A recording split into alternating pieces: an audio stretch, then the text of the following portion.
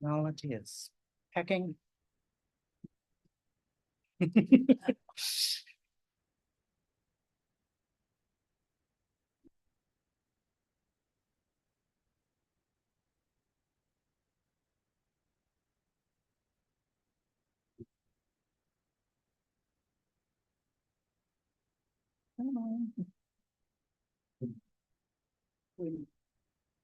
Yeah.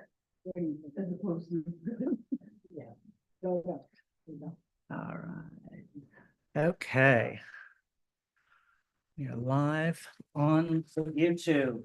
So welcome everyone to this conversation. A writer and a publisher walk into a bar, expect some jokes, with Elizabeth Nonas and Nancy K. Mariano.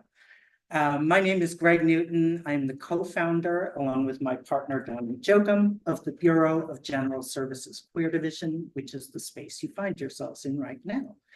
So the Bureau is an all-volunteer queer bookstore that Donnie and I founded back in 2012, and we've been here at the LGBT Community Center since 2014. So we exist because of the need for queer bookstores and spaces like this. We depend on sales and donations to keep this machine running.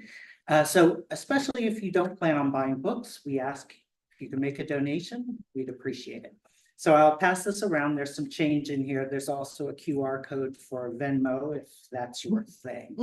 And those of you online can also make a donation on Venmo at BGSQD. So our regular business hours are Wednesdays through Sundays from 1 to 7 p.m. And then we often stay open later for events. Sometimes we have them in the middle of the day. We keep you guessing. But we have a lot going on. So please check out our calendar online. Our website is bgsqd.com. That very easy to remember name, Bureau of General Services Queer Division. We did it to ourselves. No regrets. If you're not already on our email list and you would like to be, you can sign up for that at the back of the room, or you can check out, do that on our website, bgsqd.com. And I think that's it for housekeeping. So before I introduce Elizabeth and Nancy, I wanted to read a land acknowledgement and to call for a ceasefire in Gaza. So the Bureau acknowledges that our organization operates on the unceded land of the Munsee Lenape. We encourage you to join the Bureau in signing up to make a monthly donation to the American Indian Community Houses Mannahatta Fund.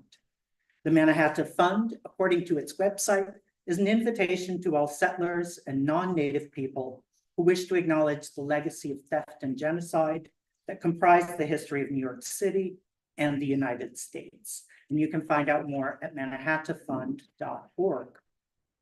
We also want to recognize that today, September 14th, is the 344th day of Israel's genocidal campaign against the Palestinian people, funded by our tax dollars and enabled by our government's unwavering support.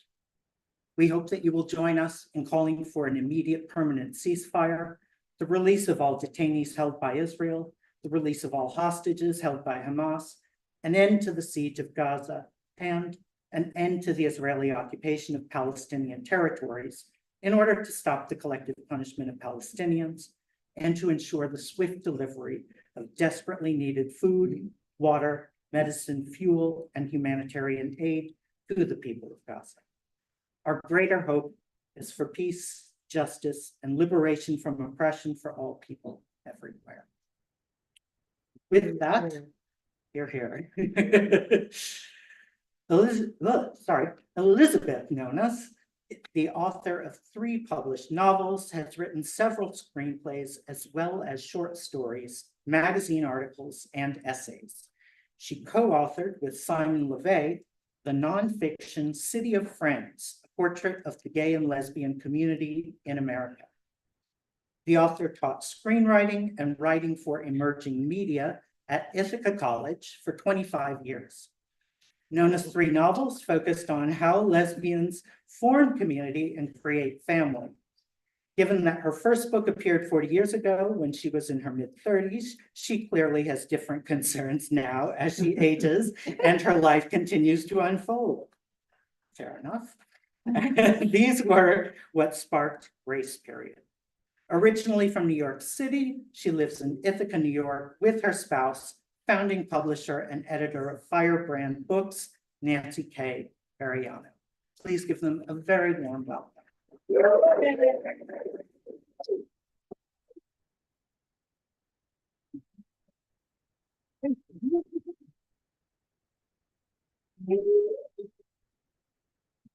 Hi, I'm Nancy, and I want to give you a little guide to the way this is going to go. I'm going to make a few remarks. I'm going to turn the microphone over, or she'll have her own microphone. Turn the microphone over to Elizabeth, who will read from her book. We're going to then see whether or not there are some questions that are elicited by the reading from you. Then she's going to read some more. Then I'm going to see if there are additional things that you want to say. And then Elizabeth has a special surprise that she surprised me with of something new that she wants to read, which is not part of the book, but is very interesting. Okay. So I'm the editor and publisher. I was the editor and publisher of Firebrand Books. And one of whose illustrious authors is with us this afternoon, which always makes me very, very happy, Jewel Gomez. Good friend and illustrious author. And so my remarks are very brief. There are 3 different hats that I wear when looking at Elizabeth's work.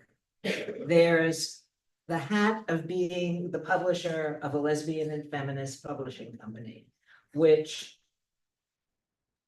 gave me the ability to work with some totally incredible women in terms of putting their words out into the world and helping them get the audiences that they so richly deserve for all of our well-being, to further all of our well-beings. As that publisher, I have never thought about, and in fact have worked very hard not to think about, publishing anything that Elizabeth was interested in writing. We kept our professional lives very, very separate. And actually, Elizabeth will touch on this, I think, a little bit in her concluding remarks. No spoilers. No spoilers. However, I will say that if I were still publishing and if I were editing, this is a book that I would have said yes to. And I say that because I think that from a professional point of view, it's a book whose time has come in terms of the issues that it raises and the professional growth that Elizabeth's writing has taken since the last series of books, so that it would have been a very proud Firebrand title had I had that opportunity and had we agreed. And that was not the case earlier on in our relationship. We never talked about those things. Because we've been together for 29 years and we like the idea of being together. Okay. The second hat that I wear is as an editor. And as an editor, I will say that I did not see the book until there was a completed first draft. I think the writing is really excellent. And I think if you look at earlier work of Elizabeth's, you can see the seeds of the kind of writing that she does in this book and realize that in addition to time passing between 1995, right, and now, that the skill level and sophistication has increased enormously. And I would like to encourage all of you from that point of view to read the book. I think it has really important things to say, and they are said incredibly well, in my opinion. The third thing is, as a reader, I'm really happy to see this book in print, because there are things in this book that nobody that I know of in the lesbian community is writing about. And if they are, I'm unaware of it, and there aren't very many people who are talking about that. But that all of us, both in the lesbian community and in the larger community, both gay and in general, are things that are important for us to deal with as we age, as we no longer are the people that we were in 1995, and as we deal with a different kind of dying off than the gay community suffered in the AIDS epidemic, a more, if you will, natural dying off rather than an epidemic taking out at least a generation of gay men. And there are things that we need to think about and figure out how to deal with in our own lives, because we will be facing that. We are already facing it, and we will increasingly face it. So that is my three-hatted introduction. I don't know if it happened in a bar, because I am an unlikely person to go drinking with. However, it is a pleasure to turn the microphone over to Elizabeth Nonis. No, but I think, see, if I stand up, it can't be seen, but I did go to film school, so I know that I can go over there and be seen. So, maybe we could switch seats. Voila. I'm not gonna look. So now, after that introduction, I'm scared to read because I don't wanna, I don't wanna ruin it. Well, why did you say that? No, it was suggested that I hold it. Okay. And I listen to suggestions. So, it's great to be here. This is a fabulous space, and I'm getting a very Andy Warhol vibe from the boxes. But anyway, so I'm going to read from the beginning of the book because then I don't have to explain anything. That makes it, less work for my brain.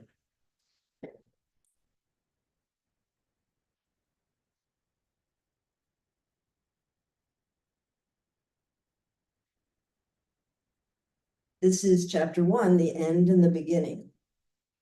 When my thoughts race, I count. Counting is very good for not thinking. Try it. 1, 2, 3, 4, 5, 6. It helps, right? Once I got to 337. I lost track a few times, may have skipped a few numbers, but it did the trick. Calmed me right down. Sometimes I count objects.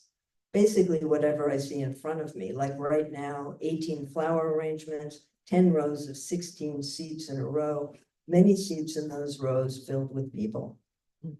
I can sometimes think about trivia, like not too many young girls are named Nancy anymore, or Eleanor. That's not the same as thinking, or at least the kind of thinking I'm trying to avoid. Should we get started? Sue puts her hand on my shoulder gently, like maybe I'm one of the sick animals she treats and she doesn't want to hurt me. I rise. It's like I'm watching a movie. I see the grieving widow moving slowly through her spouse's funeral, surrounded by friends and community, a podium next to a table filled with photographs and photo albums. So many floral arrangements, they pretty much hide the urn. But when I say grieving widow, don't imagine a wailing, weeping, garment-rending type. Stoic is more like it. But not if that implies nobility. I should look up Stoic. In any case, this movie features me in the lead role. I say that because all eyes in the room gravitate toward me now that everyone is seated, waiting for something. Oh, they're waiting for me. I don't know why, but Sue walks me to the podium. Is she worried I'll keel over? How funny would that be? The headline would read, "Old Butch collapses at wife's funeral." I look out at the people assembled, our friends, colleagues from the college, even a few of our students. Take a deep breath and start to speak. I must say something funny. People laugh, dab at their eyes through their smiles. Jordan, very dapper in her bespoke suit and tie, speaks next. She's wearing the tie clip Grace and I gave her for officiating at our wedding. After Jordan, Diane goes on for quite some time. She's entitled. She introduced me to Grace all those years ago in LA. She has to fly back tonight, but wanted to be here with us. With me, no more us. And though I'm watching this movie starring myself, I can't make out anyone's words. There's no sound and I can't read lips. Maybe it isn't a movie, but one of those stories you hear of people brought back from the dead. I floated above everything, saw myself lying on the operating table. Except I'm not dead, Grace is. And she isn't floating over these proceedings with me. I don't know where she is, which is probably why my mind keeps drifting away from this event, her funeral. I can't surreptitiously reach for her hand or slide my foot under the table to find hers.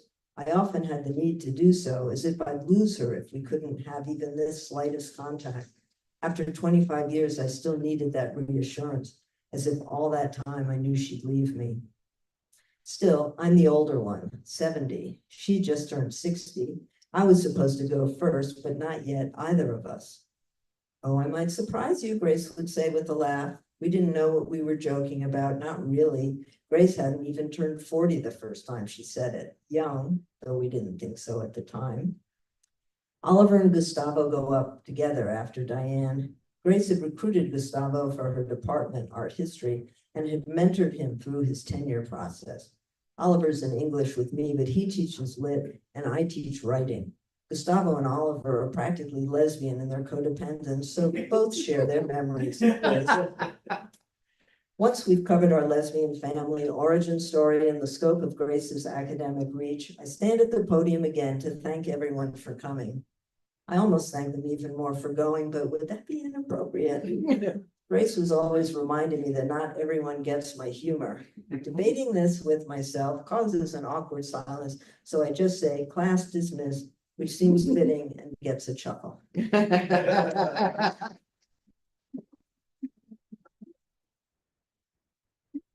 At this point, are there any questions, things you want to find out more about that were referred to in the reading? Or shall we continue with more reading? More reading, she says. More reading. We're showing another side of you in this more reading? Maybe. Okay. I also want to say that was a great introduction, and it's really nice to see people here, most of whom I know, some of whom I am related to by blood. That was for you, Jewel. Thank you. And others, my family of choice. So it's really nice. Okay, but for this part, I think maybe I do need a. Sure. You can't walk out, but this part is a little longer. We'll bar the door.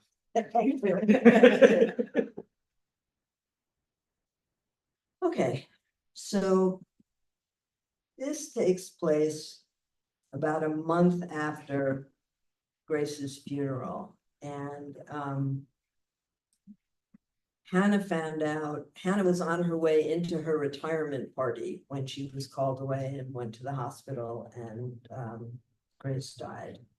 And so now, a month later, she has moved into a small, not completely furnished house on their property. This is skipping way ahead to chapter 20. I've managed to fritter away a day doing, what have I done? Ordered a washer and dryer to be delivered, looked at furniture online and retreated back to the couch, rationalizing this as necessary to study the layout of the room. I want to be decisive. I want to be productive. I want Grace back. I remember the t-shirts we wore in the 90s. I don't just want a cure for AIDS. I want all my friends back. If Grace were here, would I know what I want to do? Is this grief or retirement? Does it matter? I allow myself to move to the next activity, meal prep. I open the fridge as if I'd be inspired by what I find there. Close it after a long peruse of the mostly empty shelves.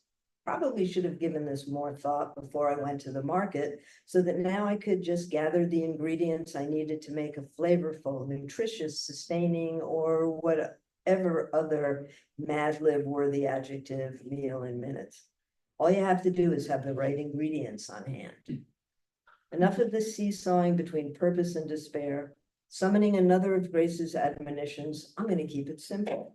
I proclaim loudly to my audience of no one, I, the lazy chef, shall attempt the impossible. I make a grand gesture as I open the refrigerator and announce, the lazy chef shall not be daunted by the poorly provisioned kitchen, she shall prevail. For kicks, I prop my phone on the stand Grace used for her iPad if she wanted to keep a recipe handy for guidance. I never understood my students' reliance on their phone's camera for conversations, but I got used to talking to Grace's computer, then to her phone. Actually, any Apple device will do. And this makes me feel less lonely, so fuck it. Besides, it's not me, it's the lazy chef. I open the camera, start recording video, then turn back to the fridge to dig for a few items that will enable me to produce something that I will call dinner. An avocado, limes, a jar of salsa. That works. Then I go to the other end of the counter, my bar, and set out my other ingredients. Call me crazy, but I think I stand up just a little taller as the lazy chef, and my voice takes on a Julia Child quality. If Julia Child sounded like Dame Judi Dench, and if Dame Judy had a New York accent. I turn toward an imaginary crew. Are we ready? As if given the go-ahead, I speak to my audience. My wife Grace made, she died recently, excellent margaritas. I, the lazy chef, have assembled the ingredients on the counter. I take down a glass, drop in 4 ice cubes, and resume. She was the love of my life, and I'm having a hard time moving on. Well, you can see that for yourselves, can't you? I mean, here I am talking to you. We're going through a rough patch right now, Grace and me. Turns out she cheated on me. It was many years ago, very early in our relationship, and I'm not sure what to do with this information, where to put it. So maybe this will help. I rattle the ice in my glass, or not. Anywho, the lazy chef will forge valiantly ahead and make her dead wife's margarita. She's had it enough times to know the ingredients by heart. Well, that's easy since there are only 4. Whoops. Strike that. Well, that's easy since there are only 3. 4 if you like your margarita with salt on the rim. But the lazy chef being, well, lazy, only 3. And the lazy chef can't be bothered with the juicer and the blender. The lazy chef squeezes in a lot of lime juice, pours some tequila and an equal amount, maybe just a bit more of Cointreau into the glass, stirs it all with her finger and takes a sip. Tasty, very tasty. Fortified by a few more sips, the lazy chef smiles for the camera and turns her attention to the other ingredients she gathered and continues. Next, the lazy chef is making guacamole. It's an excellent accompaniment to this most excellent of summer drinks, the margarita. I would have called this the Gracerita, but that was before I knew about the infidelity. So now I present to you Oblivion. I reach for my glass and hold it up to the camera. Salud. I take a sip. You don't want to drink too much of this on an empty stomach, so make sure you have plenty of chips on hand. I hold up a bag of blue corn chips. Let's make guacamole. You'll start with a ripe avocado, fresh lime, or a lemon if you've used all your limes in the margarita, and salsa. I demonstrate the rest of the process, keeping up a running commentary as I work. First, cut the avocado in half, whack the blade into the pit so it comes right out with the twist of the knife. I learned a lot about avocados when I lived in LA. That's where Grace and I met and courted.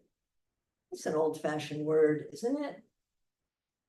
Does anyone still use that? Actually, I probably shouldn't either. It doesn't accurately describe our beginning, which was hot and sexy and political. Okay, back to our topic, the avocado. Cut up and scoop out the inside, squeeze in lime juice or lemon, mash, and stir it all with a fork. Then I hold up the unopened jar of salsa. The lazy chef prefers medium heat for this. Don't want to drown the avocado flavor. but it's your choice. Before you add the salsa, taste to see if you've got the right amount of lime. I sample my avocado mash. Perfect. When I open the salsa jar, it makes a satisfying pop. I dump a few big spoonfuls into the avocado lime juice. Take it easy at first. If you like, you can add a few dashes of hot sauce if you've got any, which I don't. Then mash and stir some more till it's the consistency you want, adding more salsa if needed. This is just water, right?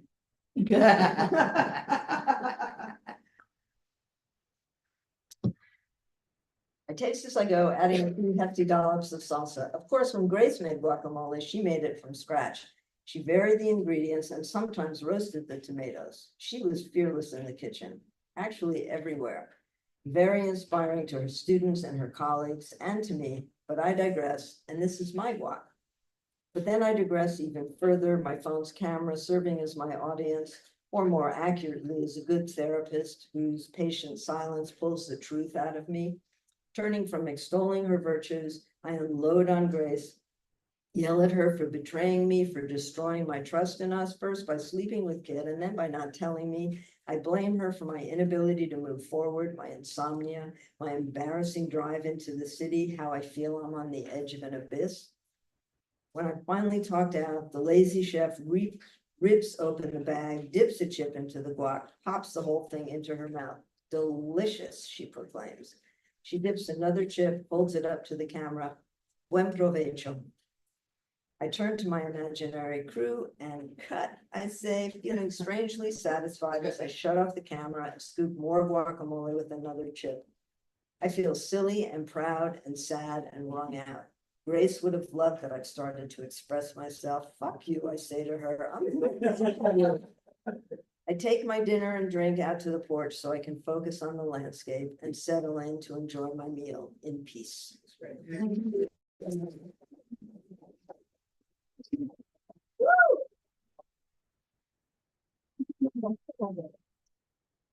Questions? No questions. Everybody has what they want from it. You don't want to know more? Yeah. Oh, well, that's for the author to decide. Okay. Okay, let me just say a couple of things which I don't think Elizabeth is going to say. When Elizabeth was in junior high school, they did some kind of test, junior high school, right? That was the age range. The faculty did some kind of test to show It's an what, aptitude test. to show what you might become when you grew up. What was the thing that you Well, might but, become? well, no, it said things like mathematician, engineer. But then you had to list 3 things that you might want to be when you grew up. And And I had nothing. My sister is here. Our father was a doctor, and everybody would say, "Oh, are you going to be a doctor like your father?" It's like, no, never. So list 3 things you want to be when you grow up, and all I could come up with was comedian, and which my parents didn't think was funny. We are not sending you to private school so you can be a comedian. Is that what you were gonna say? that's what I was gonna say. You say it much better. So that's good. So that's good. So, it's very interesting, I think. I'm sorry, thank you. It's very interesting to have a book which is about one's dearest one dying. And have the book be very funny. Yeah. The combination is really quite Elizabeth. And there was a whole period of time where I thought that she was planning what it was going to be. She would say certain things. She didn't tell me, she didn't read parts of the book, but she told me some of the things that might happen in the book. And I thought, how can you do this to me? How can you really love me? What are you writing about stuff that you imagine happening in the future? So I finally got over that, and just accepted the fact that humor is part of everything that Elizabeth does, even when it drives me totally crazy, because I'm really serious. And Elizabeth is often not very serious or sprinkles everything with funny lines to get by the really serious stuff. as I said on our wedding day, in my words to you, when Jewel was officiating, I may not be perfect, but I'm perfect for you. So 29 years later, we seem to be we seem to have found a certain kind of rhythm where we haven't eliminated each other because our responses are so very different over the same situations. Okay. Rhythm or tolerance? What? What? You said we found a certain rhythm. Oh, I'm saying a tolerance or enough therapy. There could very well be enough therapy that did it. Yes, Julie. I think that such kind of emotional and tragic situations often are laced with underlying humor and absurdity in some ways, because loss of life feels very absurd. So I wondered, as you were writing, how you found the right balance for Hannah so that we could both feel her grief. That you said something about the balance between grief and purpose. You want to feel the grief, but you also want to feel the absurdity. And I wondered how you thought about Hannah as you were doing that. Trying to keep that balance. Well, Make anything of it. yeah, I'm down. I'm down. I'm here. Ready at all Because I want times. to talk to these people who can't see me if I'm sitting down, but now I am standing. That was really hard. This was a hard book to write. Because I did want it to be funny, and I think it's really hard to write humor. And also I taught screenwriting for all those years, and in screenwriting, we're gonna have a little screenwriting lesson. In screenwriting, all you have is dialogue, and all you can say is what characters are doing. You can't say what they're thinking, because that's not going to show up on screen. So if you want to describe somebody's relationship, you have to, how are you going to show that that's an X? Like, how is that person going to act? How is that person gonna, what are they going to do?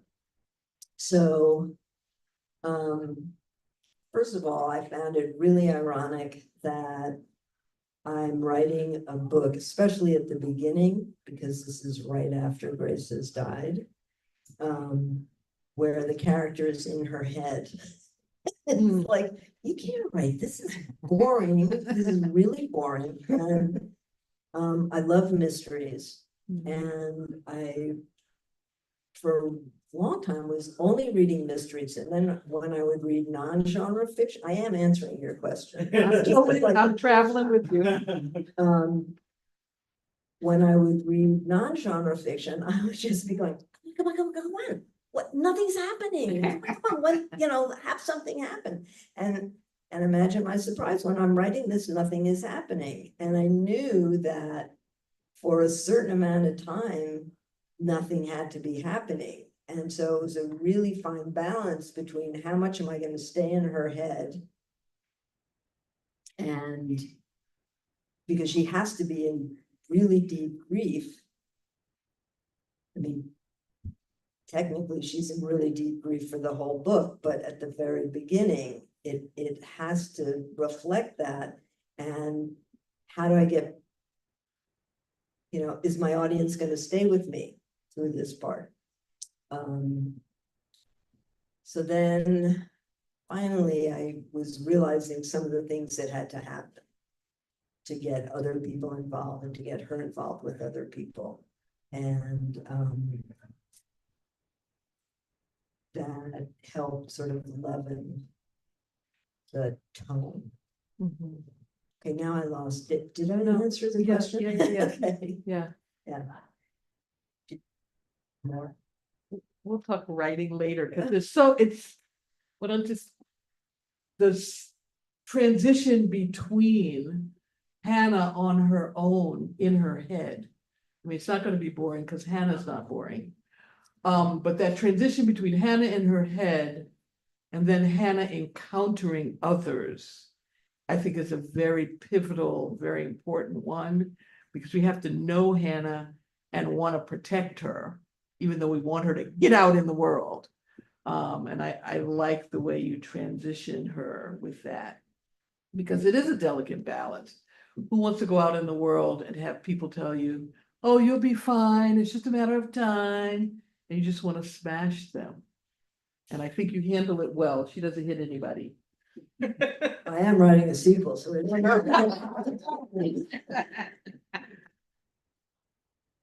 So the book is about grief and surviving.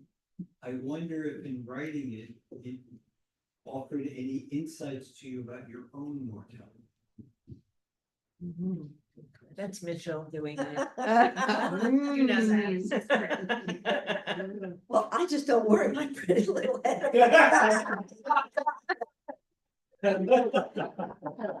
Nancy, can you answer? I do it for both of us.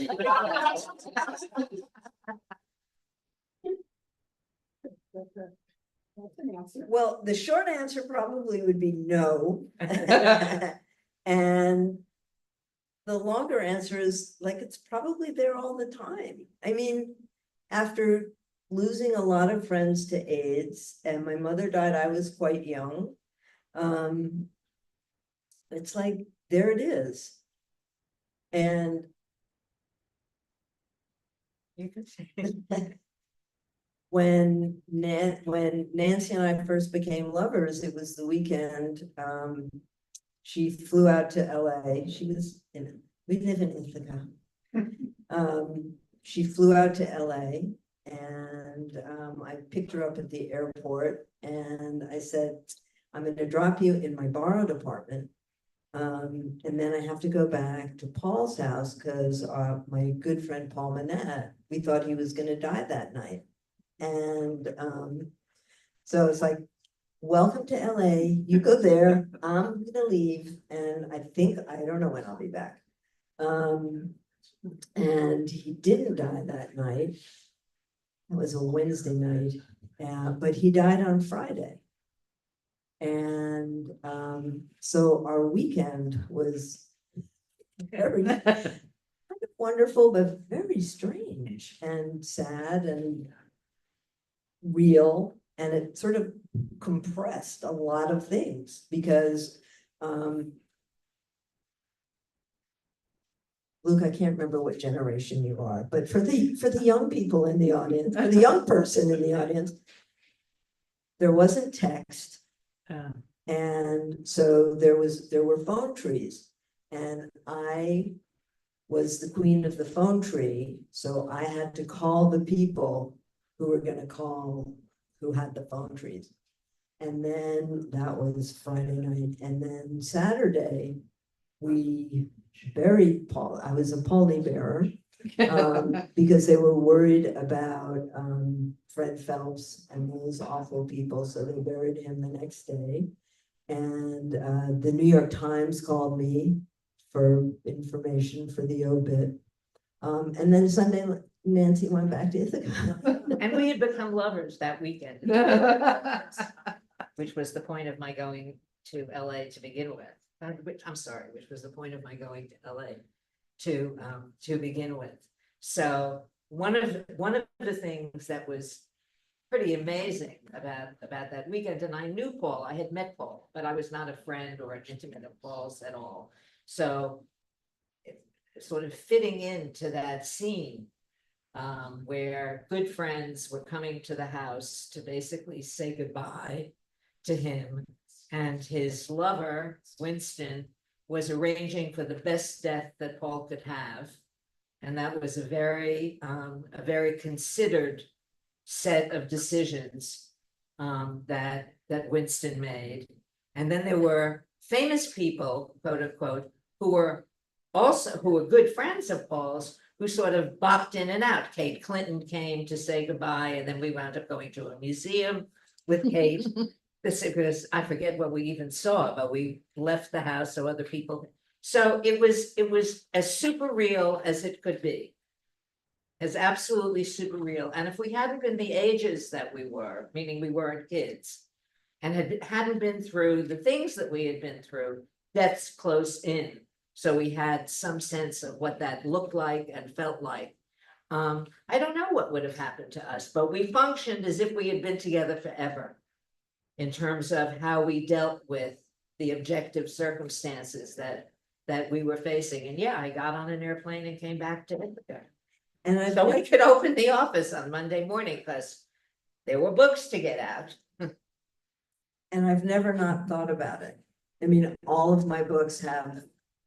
Now I can say it. I got you. You're on staff. All of my books have some death in it, but it doesn't feature as prominently as this one. Did somebody have a question there? Cassie? I have a question. Death is such a big subject, and yet you also added retirement, which is another huge subject. So why did you do both? Well, as we say, I may not be much, but I'm all I think about, and Just remember that. And- But that'll come up again, yes. I'm tired. And I started this book when I was still working, but I knew when I was gonna retire. So, and like all my books have been, like my themes are sort of the same, but they've kind of aged along with me. And I'm gonna be 75 on Tuesday.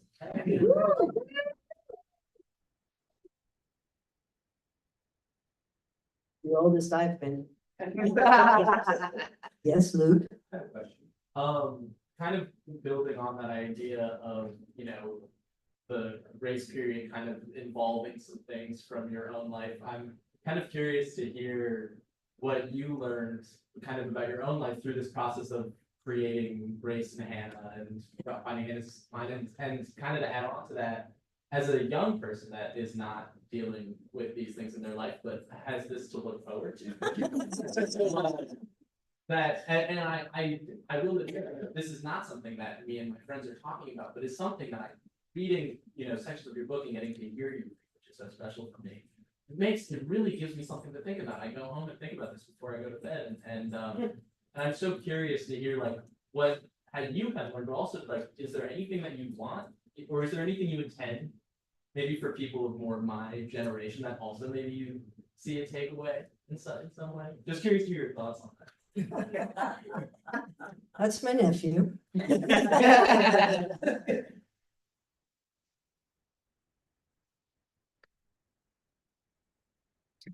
I think you kind of stumped me on that. So what was the question? Did I learn it? It Was it like Mitchell's question? Yes, but hopefully different. Kind of about more of what was your takeaway from in the process of writing this book, and then also maybe how do you feel like is there also a takeaway for younger people, and where I guess this book, which is so much about a very specific point in a person's life, how do you feel like that resonates with a different range of audiences? I just did a reading on Monday, last Monday in Los Angeles. So if my answers aren't good, it's because I'm jet lagged. Let's just say that. And somebody asked, because I read with another author, and they asked us, did we think about our audience and when we're writing? And in some ways I don't, because I had to write this book. I mean, this was the book that I wanted to write. And if I do think of an audience, it is more my age cohort, or not your age, not that you shouldn't read it or your friends shouldn't read it and they should buy it. Because you all have jobs now, and you should buy them. But I mean, I would like everybody to, I read widely, even when I was young. So I would like people to, but that's not who's in my head when I'm writing. And I don't know if I am aware of the lessons that I take away, but I know that I solve things when I'm writing. Let me help you. It's about resilience. And all ages need resilience, and people die at all ages, and we all try to figure it out. And really, Grace, yeah, thank you. And Grace is really resilient. Hannah is Yeah, Grace is- resilient. Great. You're dead. But it is about resilience, and it is about real life, and it is about finding a future. I was gonna say, I think, and it's about hope. Yes, Yeah. absolutely. But I also think bringing in Christina and Nicole as such important characters who are younger, it makes the whole plot and everything more accessible to multi-generation. Right. I saw somebody in town at the Ithaca Farmers Market. And she said, "Oh, I really like the book." And I said, "I think I'm gonna write a sequel." And she said, "Oh, good, because I really want to know what happens to Nicole and Christina." And I'm thinking, "You do?" Oh, okay, but yeah. So I'm gonna read something else. Okay.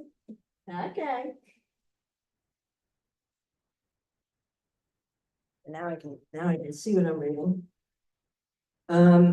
So this is something that I wrote that was in the Bay Area Reporter, which is a San Francisco paper.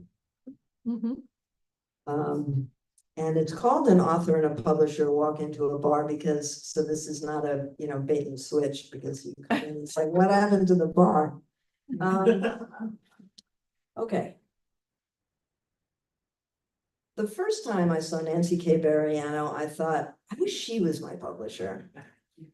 Okay, that wasn't the actual first time I'd seen her. I'd been to a few of the annual ABA conventions and strolled the gay and lesbian aisle where the Firebrand Books booth was. But it was the first time in a private setting at a party in the Noe Valley home of Sherry Thomas and Lynn Witt. Sherry was the publisher of Spinsters, Inc., and my publisher, Barbara Greer, had wangled an invitation to the event for me and my then partner. We were all in San Francisco for the first Outright conference. It was 1990.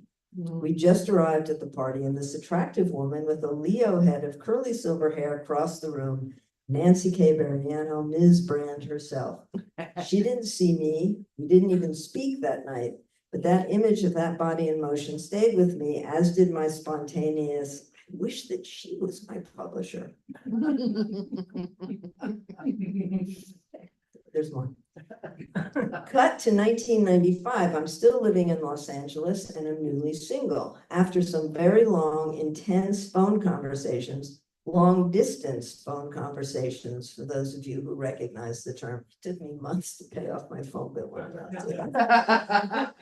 After some very long, intense phone conversations and 2 cross-country visits, Nancy and I have begun seeing each other. Nancy felt it only right to call Barbara Greer to tell her that she was dating one of her authors. Dating, not poaching. Barbara's immediate response had been, "She's not butch enough for you." When Nancy told me this, I sputtered and blustered, but couldn't form a coherent sentence because I seesawed between, how dare she, of course I am, and Barbara's prediction notwithstanding, a few months later, I moved from Los Angeles to Ithaca, New York, directly into the home of Ms. Brand herself. Despite my being a novelist and Nancy a publisher, There was never any question of our crossing that personal professional boundary. Besides, I was more concerned with finding work than I was in what I might write next. 6 months after my arrival, I was teaching screenwriting at Ithaca College. The Firebrand offices occupied 3 rooms on the second floor of what was then called the Home Dairy Building. That's where Nancy ran the press with 1 assistant plus freelancers. I'd climb the steep stairs and pop in to see if Nancy wanted to take a break and go get coffee. Nancy would first check with her assistant to see if it was okay with her. That sense of I'm just a worker doing my right work masked the significance of who she was unleashing into the culture. Books by Dorothy Allison, Alison Bechdel, Cheryl Clark, Leslie Feinberg, Jewel Gomez, Audre Lorde, Pat Parker, Minnie Bruce Pratt, and other canonical lesbian authors. Nancy worked long hours. I was adjusting to an academic calendar and trying to fit my own writing around the demands of a heavy teaching load. And even though I was always writing something, I finished a few drafts of a novel that will never blessedly be published and some screenplays. Nancy and I led very separate professional lives. I was peripherally involved in the book world because I lived with the publisher of the foremost lesbian feminist press. And that world had begun changing even before I moved to Ithaca. You can read Nancy's prescient take on the changes of Amazon, Amazon, Barnes and Noble, and the now defunct Borders would impose on the publishing world in her keynote address to the 1998 Outright Conference, which was collected in a book called Outright, The Speeches That Shaped LGBTQ Literary Culture, and which she had 2 days' notice to put together. It was a kick-ass speech. Anyway, this spring, this last spring, as I celebrate the launch of my 4th published novel, Grace Period, Nancy's groundbreaking work and Firebrand's legacy are being honored. The building she worked in has been designated a local landmark. The Firebrand Books Building, get a little verklempt. The Firebrand Books Building is not only the first Ithaca landmark related to women's and LGBTQ history, but also the first landmark in upstate New York with primary connections to LGBTQ history and the second wave feminist movement. And the National Park Service is now going to put it on its registry.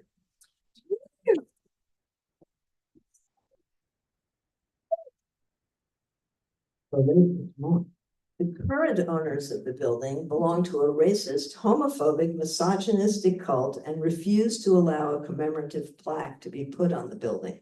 So now, instead of what might have been a small, inconspicuous, and possibly ignored sign on the wall in an alley leading to the Commons, a central pedestrian mall in the city of Ithaca, a large plaque detailing the history of Firebrand Books and listing some of its authors has been erected in city-maintained plantings facing the building. It is a huge fuck you to the cult. Pardon me. And in case you're wondering, Nancy K. Bariano isn't a model for any of the characters in Grace Period. She didn't even take her red pen to the manuscript until I finished the first draft. And despite my bluster and insecurity about whether or not I was butch enough for her, here we are 29 years later. So I guess I was, or am. Even better, dear reader, I married her.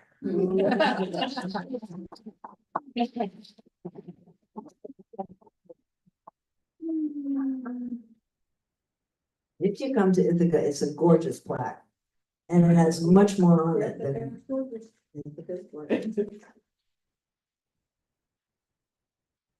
that's all I know.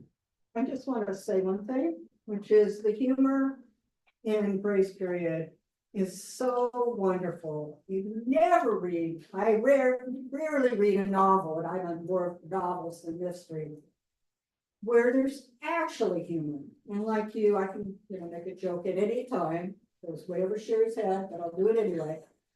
But I just love that. It makes the whole book work. Without the humor, it's a good story. It's an important story. but the humor was, I also Allison said on the cover, I wanted to know more, you know? Thank you. Yeah. Okay. Oh, yes. I'm hearing first people to order it for the publisher.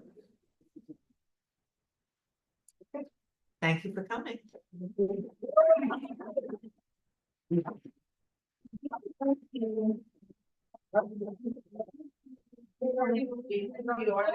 All right, thank you, online viewers. Have a lovely afternoon.